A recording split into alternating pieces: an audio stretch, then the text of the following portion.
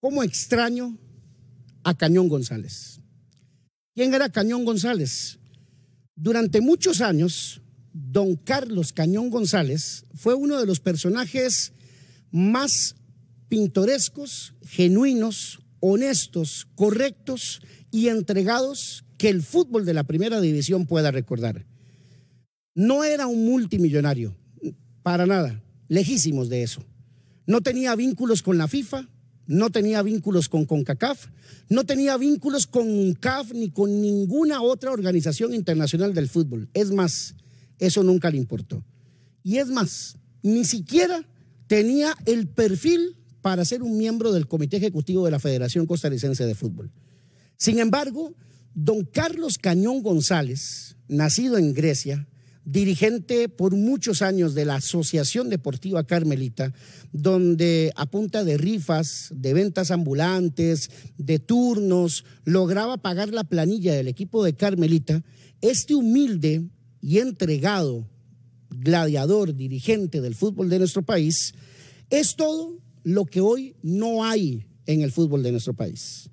Desde hace mucho tiempo es un tema que venimos denunciando, es un tema que venimos desarrollando y poniendo de par en par ante todos ustedes, que al final de cuentas son los clientes del fútbol.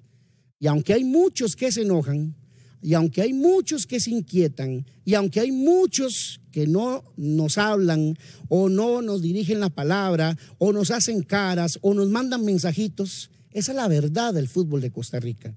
El balompié de Costa Rica está en una etapa crítica de la que pareciera no vamos a salir.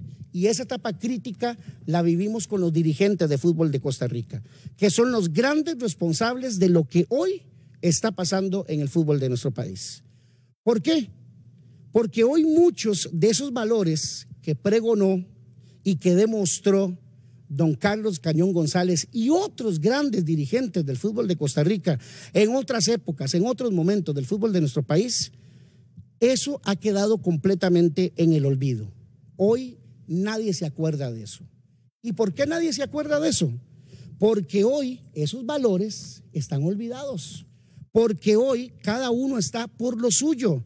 Cada uno está por ver cómo se sirve del fútbol, por ver qué le puede sacar al fútbol, por ver cómo toman de trampolín el fútbol para meterse en la FEDEFútbol, para meterse en la UNAFUT, para andar viajando por el mundo, para meterse en CONCACAF, para meterse en la FIFA, para ver de qué manera mi empresa se puede ver beneficiada de algo que yo le pueda sacar al fútbol, o simplemente aquellos que toman el fútbol como trampolín político para una campaña electoral, para una campaña política de la presidencia y meterme como diputado, como ministro, como algo en algún momento para que la gente me reconozca. Esos son la mayoría de los dirigentes del fútbol de nuestro país, los que tienen sumido al fútbol de Costa Rica en su peor crisis en los últimos años. Y sí, ¿la prensa es culpable? Sí, es culpable. Y sí somos culpables la prensa. ¿Y son culpables los entrenadores? Sí, también. ¿Y los jugadores también? Sí, también. Todos estamos metidos ahí, pero los principales protagonistas de esa situación crítica son los dirigentes. Porque yo, a pesar de que soy responsable de lo que pasa en el fútbol de nuestro país, muchas veces por omisión, junto con el resto de la prensa, muchas veces posiblemente ustedes dicen, es que la prensa no ataca como debiera. Sí, pero nosotros no tomamos decisiones. Yo no estoy sentado en el Comité Ejecutivo de la Federación. Yo no estoy sentado en la UNAFUT. Ni lo están sentados los colegas de Repretel o de Canal 7 o de Columbia o de Monumental, de Teletica Radio o de Tigo Sport. No, ellos no son los que están sentados ahí. Ni son los jugadores, ni son los entrenadores, ni tampoco son, en este caso, ustedes que son los aficionados. Son los dirigentes del fútbol de nuestro país, que viven sumidos en cuestionamientos, en intereses para algunos clubes, en beneficios para otros o en lucrar sin que eso sea lo correcto, porque esos son parte de los cuadros que hoy tenemos en el fútbol de nuestro país, con denuncias que están muy claras, con denuncias que cada vez son más fuertes, con un comité de licencias permisivo y que defiende los intereses de uno y no se preocupa por los de otros, con un comité de licencias que es cuestionadísimo y que nadie hace nada por remover a la gente que está en ese comité de licencias, con un comité de ética que a veces nos deja muchas dudas de esa parte ética que tanto defienden en ese comité, con un arbitraje que está partido,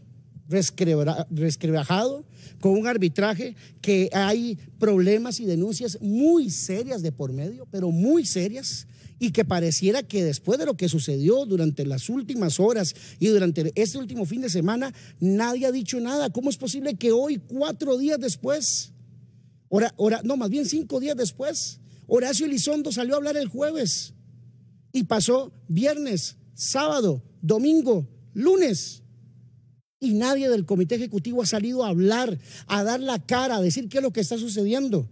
¿Por qué esos contratiempos? El único que salió a hablar fue el fiscal de la FedeFútbol, el señor Carlos Ricardo Benavides, que ha pedido una investigación y que ha dicho que no está nada contento con lo que se está presentando. ¿Y por qué callan entonces? Con un comité de competición que ni siquiera es capaz de acomodar un campeonato nacional como se debe, porque resulta que se dan a medio camino de que hay fechas FIFA y de que hay microciclos y no pueden ni siquiera hacer un campeonato de competición decente y correcto. Con la UNAFUT, que es el peor elefante blanco que tiene nuestro fútbol, con un consejo director que no decide absolutamente nada, con un consejo director que no sirve porque no toman decisiones de nada, salvo cuál camiseta vamos a llevar el fin de semana para que todos los jugadores se lo pongan el fin de semana en el torneo. El comité ejecutivo de la FedeFútbol, que le da igual lo que sucede y que da igual quién llega o quién no llega, porque si estaba don Eduardo Lee, porque estaba Eduardo Lee, porque si estaba Rodolfo Villalobos, porque estaba Rodolfo Villalobos, o ahora porque está Osael Maroto, porque está Osael Maroto, porque pareciera que las decisiones y los problemas y los cuestionamientos y la profundidad de esas aguas turbias, subterráneas, a veces sucias, nadie mete la mano ahí para saber qué es lo que está pasando allá abajo. ¿Hacia dónde vamos?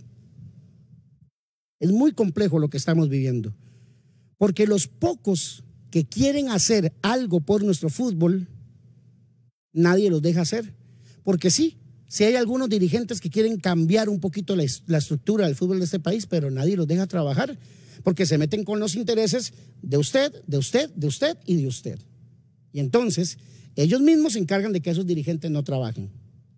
Mientras el grueso son cómplices de la omisión, porque ya saben que las cosas pasan y no hacen absolutamente nada. Estamos estancados, estamos en crisis y nadie quiere aceptar esas crisis como tal.